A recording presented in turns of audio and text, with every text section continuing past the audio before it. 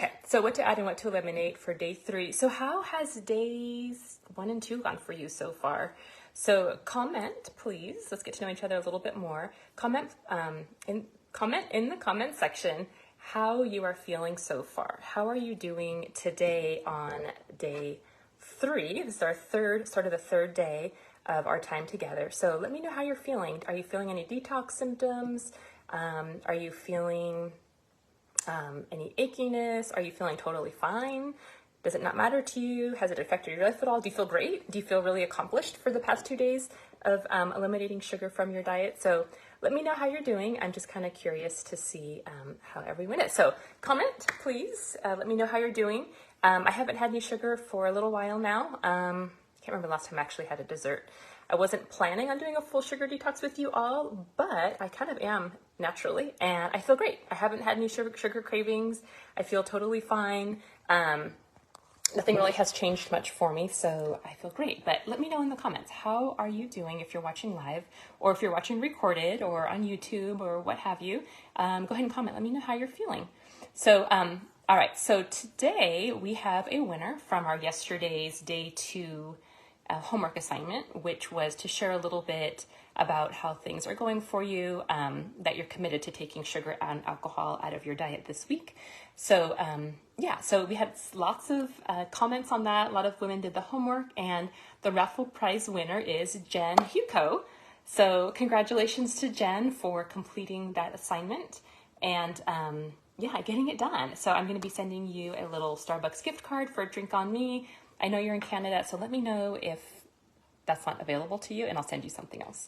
So anyway, but congratulations. Enjoy a little something on me, and we'll do a drawing this afternoon, or actually tomorrow morning, to see who has completed the day 3 assignment for today. So today is a topic that I love to talk about. So, before I get into this, actually, feel free to invite a friend. We still have a few more days left.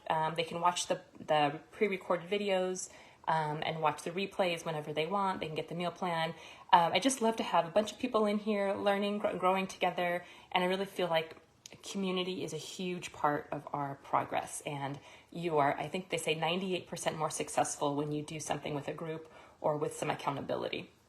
So make sure to invite a friend if you haven't already to join you, because let's do it together. It's always more fun with friends. All right, so exercise. One thing I didn't talk about at all yet really was exercise. So if you feel like you want to exercise, that's fine. And if you feel like you don't, that's okay too. It's not a big deal. If you feel like you are having any detox symptoms and you're not feeling that great, then take it easy. Take a break until you start feeling better. So if you're having any detox symptoms, they usually finish up about day 3. And if you're not, it doesn't mean that your body's not detoxing sugar. You're still doing well. You're still doing your thing. We've only finished 2 complete days. Maybe you've done more. I don't know. And also what I want to remind you of all too is this isn't an all or nothing group. I know it sounds like it, right? But an all or nothing mindset group. So if you are striving for perfection, which I know it's tough because we're taking out sugar. You want to do your best, but if you're putting a lot of pressure on yourself and you just feel like it's too hard or it's way too much, then what I really want to talk about today too is what to add and what to eliminate. One of the things to eliminate is a mindset that's still self-defeating, right? So if you're coming at this because you're angry, frustrated, overwhelmed, just so done with sugar, and you're like, I don't want to eat anything, help me get out of this. A lot of times that coming in with that, which is fine, it happens. That's why we're here. I'm here for you for that reason. But sometimes we come in with that. We also approach this with the same attitude, the same heart of, I have to do this or I'm a total failure because I can never keep sugar out of my diet. No, so let's not do that. That's not where this place is for. This is a place to reset your relationship with food, to come to terms with it, to learn about the emotional implications that sugar may fill for you or may identify for you, or you really, like we talked about yesterday with emotional eating, that you're using kind of as a crutch or a drug essentially to help you get through emotional issues, crises, whatever, stress. So we are not an all or nothing mindset group, but we are focused on nurturing yourself with love, not doing this out of fear of sugar, because sugar is just food, right? There's nothing about it that we need to be afraid of. It's food. It's an inanimate object. It has no power and control over you technically, right? But it's how we approach it and our mindset about sugar, what we believe about it, what you feel like, the mistakes we've done by eating it or maybe over consuming it.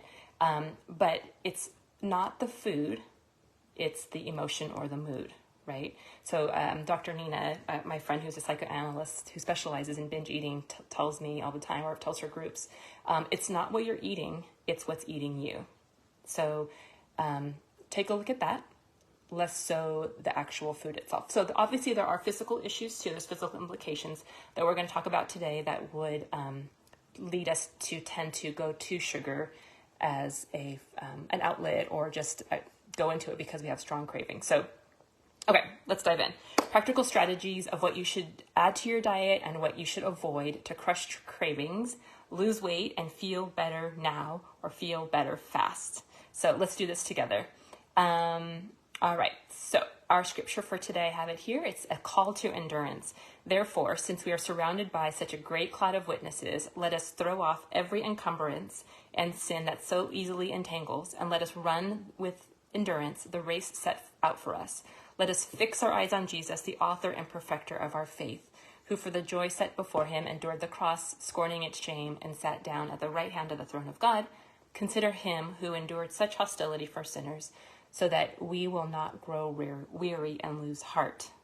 All right, I love that because it shows us that we need to be surrounded by other people who are doing the same thing, who are on the same mission, and who have the same desire for their health and wellness overall. So that's Hebrews 121 12 verse 1 through 3 in the NIV.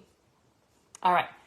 So if you haven't yet commented, let me know, how did it go yesterday? How are you feeling right now? How are you experiencing any detox symptoms? How does it feel taking sugar out for the last 2 days? Has it been hard? Have you had to stop yourself? Has it been not a big deal because you've already had a plan in place? So let me know, please comment, and let me know if you're watching this recorded or live. I'm not sure how many are on live right now, but comment. If you're watching it on YouTube, you can comment in the chat box, or in Facebook, the comment section, or on YouTube, the comment section as well. So, okay. All right. So go ahead. If you haven't yet, grab a pen and paper to make some notes, because I'm going to be sharing some really cool information today, as I have been the past couple of days, or however you take notes, if you do it on a computer or whatever. But however you do that, I would encourage you to grab something to write on so that you can get the most out of this. Of course, you can always watch the replays as well. All right. So if you haven't yet, if I haven't told you yet, I think I told you earlier on, but January 1st through January 21st this coming year, in a couple more weeks, I'm going to be hosting and coaching the full 21-day sugar detox program that goes along with my book. So my book is pretty much like a devotional type program, course, sugar detox that you can do day to day. So it's it's something that you do day to day. So it's a journey style book where you read one day at a time for each of the days, the 21 days that you're doing your full sugar detox. So we'll be starting that January 1st, and then the 21st. If you haven't grabbed a copy of the book, you'll need one of those. Just go to my website, cynthiaray.com. Super easy, cynthiaray.com, and then go on there, and on the top of the page, you'll be able to find a link that has the copy of the book that you can purchase. And then if you scroll down, you'll see other programs and offerings that I have as well. So make sure to do that. We will be starting on Monday, January 1st. So it's $17. It's just $17 to join us for the whole month. And if you want to continue on, you can. The group is ongoing. So yeah, just let me know. I'll send you those links as we finish up this week. All right. And then, the other course that I'm doing too is the Ageless Body Blueprint. That's going to be starting up February 5th. Obviously, this coming year, February 5th, we're going to be taking the sugar detox after we're done with that and taking it to the next level, going to the next step of on your wellness journey, which is a program I created called the Ageless Body Blueprint, where you are going to learn how to be fit, fabulous, and fierce over 40. So this is a group that's focused on long-term wellness, on how to reverse or slow down the aging process, how to heal your gut, how to lose body fat as you age, and adjust your nutrition and your exercise to match the season of life so that you can be the best version of you that you can be as you age. Okay? So in this group, we don't settle. We don't settle for typical aging symptoms of joint pain and brain fog and bloating and weight gain and all the things that come with aging. But I give you all the tools you need to age beautifully and wonderfully. So, okay, so this week also, since we have, a lot of sugar around us, especially with the holidays around, and I don't know, just so much going on, whether it's in your house or you're going out places or even alcohol around. It's probably one of the hardest times to do this, but I'm so impressed with all of you ladies who have decided to take this step with me. Even if you're just watching along and learning, that's awesome. I'm glad that you're here and you're curious. Or those of you who are really diving in and doing this, I'm totally impressed with the courage that you have to step into this with us. So I know sometimes eating sugary foods is just amazing and lovely, and I know we bond and over celebrations, in family gatherings, over the holidays, or we just might want that tasty treat after dinner to balance out our savory meal. But for this week, I want to challenge you to step back and think what life would be like without it, just for this week. And, like I said last time, you can enjoy some herbal tea, a glass of water, decaf coffee with some non-dairy cream in it. I like to add a little splash of cinnamon in there for extra flavor. You can do almond milk or almond or macadamia nut milk or coconut milk, or just nothing at all, or just enjoy it black. So in lieu of having something sweet, that's what I like to do. If other people around me are having some dessert, I just grab a delicious cup of coffee or tea or whatever sounds good to you. That has no added sugar or one of the items from the sweet treat alternative list. You can use that to enjoy as well.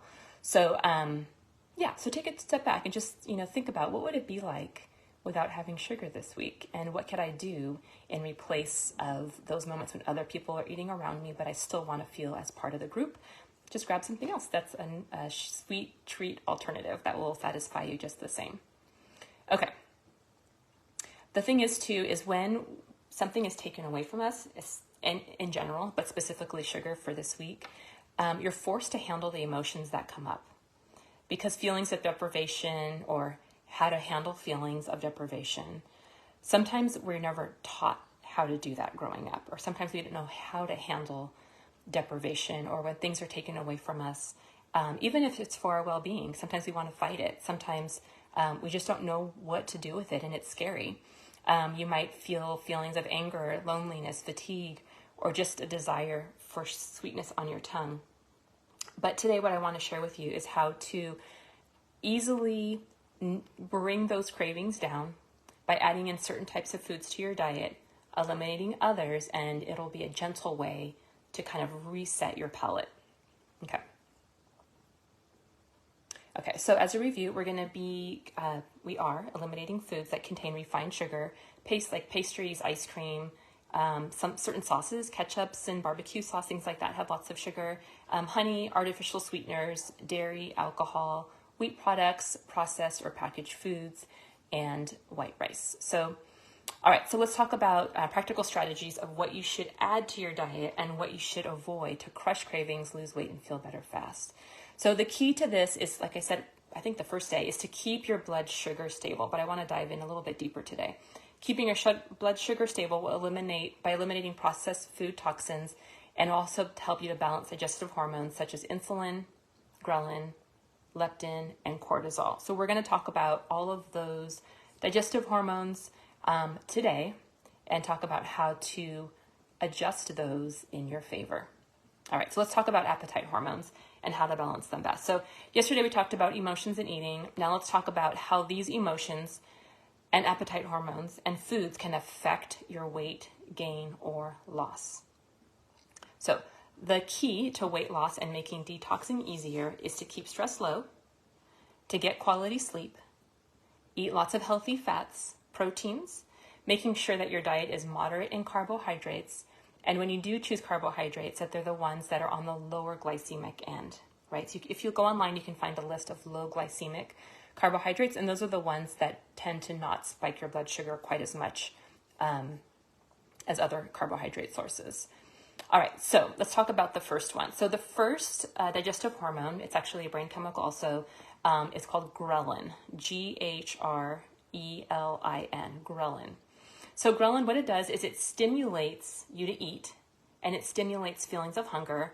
And the goal for us, right, for weight loss and sugar detox, is to decrease your morning fasting levels of ghrelin, right? So in the morning when you wake up, your body starts to wake up, your digestive system wakes up, your brain wakes up, everything kind of slowly wakes up. And ghrelin, this particular appetite hormone, is stimulated first thing in the morning as your body and digestive system wakes up. Ghrelin in itself is the one that produces the growling feeling in your stomach. The truth is, though, ghrelin can sometimes be a bit deceptive, because just because your stomach's growling doesn't necessarily mean that you're actually physically hungry. There's many times that our stomachs growl and we get busy or don't have a moment to eat, and we ignore it, and lo and behold, it goes away. So ghrelin actually is stimulated by conditioning. So ghrelin is stimulated because it is a condition to when your body is used to eating normally. So whenever you eat, let's say you eat breakfast, usually like at 8:30 or so, thenghrelin's like, oh, okay, at around 8:30, I'm going to get stimulated. I'm going to expect food to come in, right? So in my Ageless Body Blueprint course group for body fat loss for women over 40, we know a lot about ghrelin. We don't necessarily listen to ghrelin all the time because we're utilizing intermittent or different fasting techniques in order to access body fat stores for energy, for fuel, and to burn extra body fat. So ghrelin's a little bit tricky sometimes. All right, let me go on and I'll put this all together for you. All right, leptin. Leptin is that other hormone that signals fullness long-term between meals. So it's like satiety, how long you are satisfied between meals. That's where leptin steps in. Sometimes people have depleted levels of leptin in their brain or none, and they never feel full. I remember hearing studies of people or kids who have low leptin levels, and they are always looking for food, scrounging around, digging in trash cans, because they never feel full, which is really sad, but it happens. I don't know if any of you have struggled with something like this or feel like this may be something for you, but it's fairly common. I mean, it's not totally uncommon, but having low leptin levels, you just don't feel satisfied. The other hormone is called CCK and peptide YY. So CCK stands for cholecystokinin, and then CCK and peptide YY. These two signal a feeling of fullness and satiety after you have eaten a meal, right? So it's after the meal. Right after you eat, you feel satisfied. And then leptin is between meals. So let's say your CCK and peptide YY is good and functioning well. You might feel satisfied or full after a meal, but it won't last long if your leptin levels are low. Leptin is more of the long term between meals and how satisfied you feel. All right. The other digestive hormone is insulin. And insulin I talked about a little bit before, but insulin, what it does is it moves your sugars from the food that you ate from your blood into your blood cells to be used for energy. And if you are taxing it, if you're eating a lot or eating frequently, you're having an increased use of insulin, right? And because of this increased use of insulin that comes out of your pancreas, it in fact signals fat deposition. So a lot of times people have excess body fat because of excess eating, not calories per se, but just eating frequently and especially carbohydrate-laden foods. So your poor pancreas definitely needs a break sometimes. It wasn't designed to work as much as it does. And when your pancreas is pumping out insulin on a regular basis, then it's going to signal your body to store that energy as body fat for fuel, right? So it's just stored up energy. So that's the idea. If you're keeping your carbohydrate levels low in your diet, keeping protein high and fats high, you are going to allow your body to use more body fat for fuel than store it away for later use for energy. All right. The next one, cortisol. Cortisol we hear about a lot. Cortisol gets a lot of media attention, or it has in the past. So cortisol, when you are stressed, when you are fasting, when you are awakened in the morning, when you're exercising, cortisol is stimulated, right? So cortisol is actually, cortisol levels are high when you first wake up in the morning because it's responsible for waking you up in the morning. It's actually the hormone that gets increased in the morning when you wake up. That's how you wake up, with cortisol. So it's always a great idea to use cortisol. Cortisol is that hormone that makes you want to move, that tells your body to get moving. So in my group, I tell them, first thing in the morning, just get up and, before you think or do anything else, do 50 body weight squats to use up the cortisol that is naturally elevated in the morning. The cortisol is actually a fight or flight hormone. So if you are feeling stressed, if you read just a text or just got a phone call or an email that just charges you up a little bit or gets you feeling anxious, that is cortisol. And cortisol is designed to make you move. So probably one of the worst things you could do when you're feeling your heart racing and you're feeling shortness of breath is to sit still, because cortisol is designed to make you move. Your heart is beating to get you to move. Your blood is flowing to get you to move. So it's, that fight or flight. Back in the day in hunter-gatherer times, we were using fight or flight to fight the beast or run from danger, right? So we still have that in us. Nothing has changed, but the threat is changed. We don't usually get threatened by another person. Well, sometimes physically or by a bear or by an animal. But the stresses are different these days. But we still have the same response. So the best thing to do is to do on-the-spot cortisol reduction. Whether it's punching into a pillow really fast, I kind of like punch on my desk really fast, channel that energy that you're feeling into the punching. You can, if you're driving, just squeeze your steering wheel real tight and release it. Squeeze it real tight and release it. You can just get on the floor and do as many push-ups as you can. You can do squat jumps. You can do squats. Whatever you need to do. You can run up and down the stairs. Whatever you need to do to get your heart rate up to match that pumping that you have from the cortisol. Okay. Just thinking about that gets my cortisol going. But anyway, speaking of that, taking deep breaths.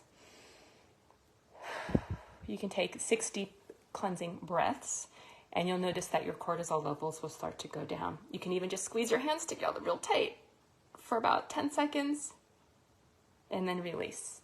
And do it again, 10 seconds and release. So you can do that to reduce cortisol. So it's always a great idea to do that, because when cortisol is constantly released and not being used up and it's circulating in your body, it actually signals your body to store body fat as well, especially in your abdominal region. As we age, specifically for women over 40, as our estrogen levels go down, testosterone goes up and so does cortisol, and we tend to gain body fat in our midsection for those reasons. So keep that cortisol down if you can, or just learn how to adapt your response to certain situations that come across your way. All right, so this is fascinating. So with ghrelin, so ghrelin is the hormone that you want to kind of keep at bay. Typically, ghrelin levels decrease after you're eating so that you're not feeling hungry anymore. So ghrelin stimulates hunger, right? So you eat, ghrelin levels go down. The interesting thing is that different foods affect ghrelin in different ways. So I know I'm going a little over because I started late, but if you need to go, that's fine, but you can watch the recording. I'm just going to continue on. So typically ghrelin levels decrease after you eat. So carbohydrates decrease the ghrelin levels. I'm sorry, let me go back. Ghrelin levels increase. Notice how we go, decrease. Yeah, sorry, I'm getting confused here. Ghrelin levels decrease after eating, so you're not feeling hungry anymore. Carbohydrates actually keep you hungry, and they increase or have no effect on ghrelin levels. So when you're eating carbohydrate foods, let's say you're having a 500 calorie piece of cake, right? Even after a meal, or not just by itself, you will not feel full, right? If you're eating a bowl of chicken, that's about 500 calories worth of chicken, or chicken really, then you will feel full, right? So it's not the amount of calories or necessarily the volume of food, but it's the composition of the food that affect your hunger, right? So fat also really stops ghrelin. That's like once fat comes in, healthy fats come into your system, ghrelin's like, okay, I'm done. I feel full. Once carbohydrates come into your system, ghrelin's like, oh, that really didn't do anything for me, and I'm not full and I'm still feeling hungry. But if you're eating protein, same thing. Protein comes in, Ghrelin isn't affected as much by protein as it is by fat. Higher fat healthy foods are going to plug up ghrelin. Protein does it in a moderate but higher amount, and carbohydrates have little to no effect on ghrelin, right? So it's interesting that fat and protein also turn on the satiety hormones that make you feel satisfied or full after a meal and keep you satisfied longer between meals.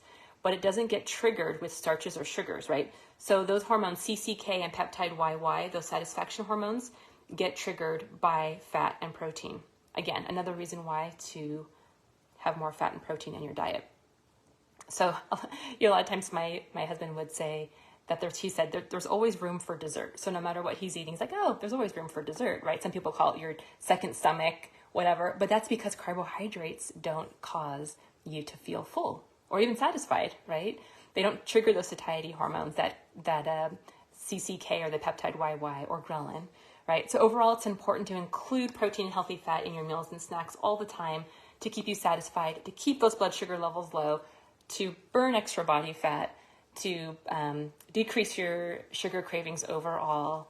And that's it. It's super exciting. It seems so easy and it's so simple, but a lot of us don't know that. So counting calories and things don't really matter so much. I know it sounds crazy. Eating 5 to 6 meals a day isn't the best idea. It's better to give your poor pancreas and digestive system a break, especially if you are wanting to lose body fat, right?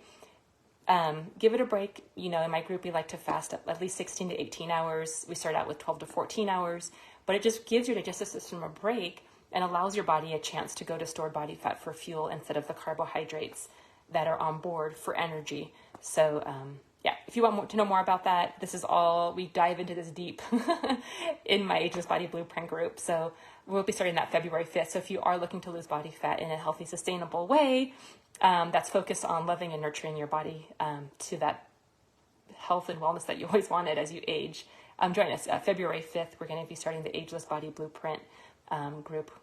Yeah. So anyway, let me know. You can go on my website too, cynthiaray.com, if you want to learn more about that stuff. So anyway, just want to throw that in there. So yeah, so suppose you had a meal or snack that's primarily carbohydrates, like cereal or oatmeal or pancakes and syrup, and even just having some fruit. Sometimes the fiber can be a little bit satisfying in the fruit, but truly your satiety hormones will not be triggered, and it's going to cause your blood sugar to spike up and then lead to the drop off of blood sugar down below, say this is your normal blood sugar, you know, your blood sugar is going to spike, and then too much insulin is going to come in to overcompensate for how much sugar, kind of got stressed out, how much sugar is coming in so quickly, and then you'll go down below normal sugar levels and feel tired and cranky and hangry and sleepy and all those things. So it's important to keep your blood sugar around here. Also to prevent insulin resistance or pre-diabetes. A lot of women over 40 tend to fall into that camp of getting pre-diabetes, or they also call it insulin resistance, where your insulin is just taxed. You know, maybe over the years you've been just eating too often, maybe not too much, but just too often. And your poor body hasn't gotten a break. So when hormones start getting depleted in premenopause, menopause, or postmenopausal levels, mainly premenopausal, early menopause women, as your hormone levels, estrogen and progesterone start to go down, then also your risk for type 2 or pre-diabetes or insulin resistance starts to go up, because insulin is also involved as a hormone as well. So keep that in mind. If you feel like you struggle with insulin resistance, let me know. I'm happy to help you. I also meet clients one-on-one and can provide tailored assistance in any nutritional area. But this is my specialty, helping women over 40. So if you need any help, feel free to reach out. Let me know. Okay, like I said, all calories aren't created equally. Like I said, you know, if you have a bowl of protein versus versus a slice of chocolate cake, it's totally different, right? Or even if you have an avocado. I know I've had an avocado first thing in the morning for breakfast a couple years ago, and I'm like, wow, before I knew this, I'm like, wow, this avocado lasts me half the day. Or a protein smoothie with some healthy fat in it, like some nut butter. And you're like, oh, this protein smoothie is lasting me a lot of the day. It's because of the healthy fats that are in there that help. Okay, so sleep deprivation. This is a big one. So sleep deprivation will result in higher levels of increased hunger and increase your ghrelin or your hunger hormone levels, which also contributes to reduced leptin. So the satisfaction hormones are decreased overall. So when you are sleep deprived, it's kind of like the trifecta, right? So when you are sleep deprived, your willpower battery is also low, right? Most of the time we also crave carbohydrates. And when you're sleep deprived, you crave carbohydrates because you want more energy, you want to keep yourself awake. That's kind of our natural tendency to go for something sugary or sweet or carby to comfort yourself, to keep yourself awake, and to have more energy. But like I said before, starches go up, carbs go up, blood sugar goes down below normal levels, and it just perpetuates the fatigue, unfortunately. So it's really important to get quality sleep. In my book, The 21-Day Sugar Detox, I have a whole chapter on quality sleep and the importance of that and how to create a healthy sleep routine to get to bed, doing magnesium or even a combo of magnesium and ashwagandha. That supplement really help for getting good quality sleep if you're having trouble falling asleep and staying asleep. So I like to do magnesium glycinate.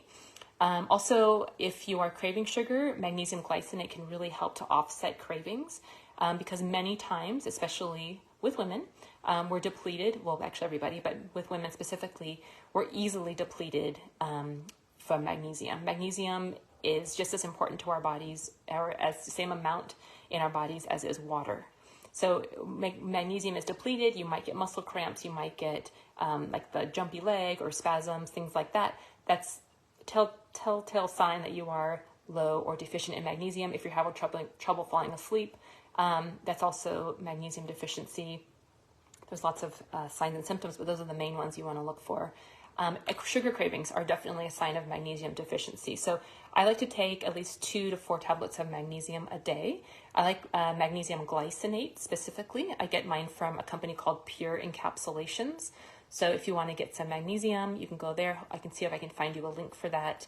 I believe you can get it on Amazon. It's Pure Encapsulations magnesium glycinate. It's always good to have on hand just on a regular basis. So when you're tired, like I said, you have reduced leptin levels, you feel less full, you have reduced self-control and willpower, and it will make you more likely to overeat if you're feeling sleep deprived, which I'm sure some of you can relate, because I remember when my kids were babies and I was sleep deprived, I felt that way exactly. I just wanted more carbohydrates, and it just made me more tired, and it wasn't helping, and I started gaining weight, and it was a whole thing. But it's a season of life, and sometimes we just have to navigate it for the moment. So all right, moving on. Let me just finish up with some foods that help to detox and cleanse your body. So some great foods, and I'll send you a little graphic I have here that I'm looking at on my screen, but I can't share with you right now. Foods that detox and clean your body are great. So some things like garlic, citrus, green tea, broccoli, cucumbers, turmeric, Brussels sprouts, apples, lentils, spinach, olive oil, and beetroot are all awesome for detoxing your body, cleansing your liver. I know some of you are also doing the liver detox right now. If you don't have it, you can grab the link for that meal plan on the day 1 video. And you can also download that liver detox, which will get you twofold, sugar detox and liver detox all in one. So you can grab that on the day 1 video links that I posted there. Okay, so the bottom line is, let's review this all. So you want to add protein foods. You want to make sure you're eating lots of whole foods, lots of different colorful foods, foods that are low glycemic, foods that are going to keep your blood sugar stable and lower to protect that insulin, protect your little pancreas, and keep it as healthy as you can. It's the only one you got. Making sure to eat lots of healthy fats such as avocado, coconut oil, olive oil. You can have, not right now, but after our paleo meal plan, some dairy or alternative dairy, nuts and nut butters.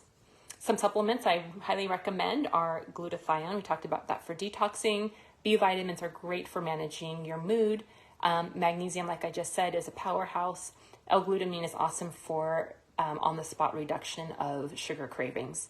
So with L-glutamine, I like to take, I believe it's 50 milligrams of a little capsule.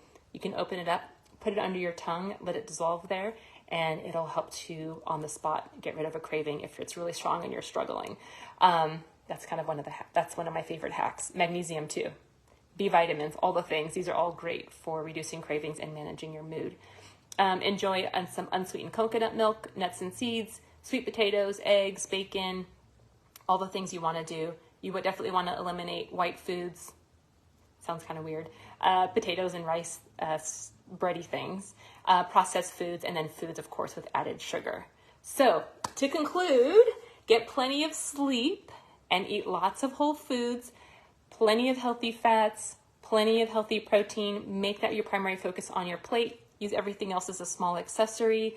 I would say you can even go up to 70 to 75% of your food from fats.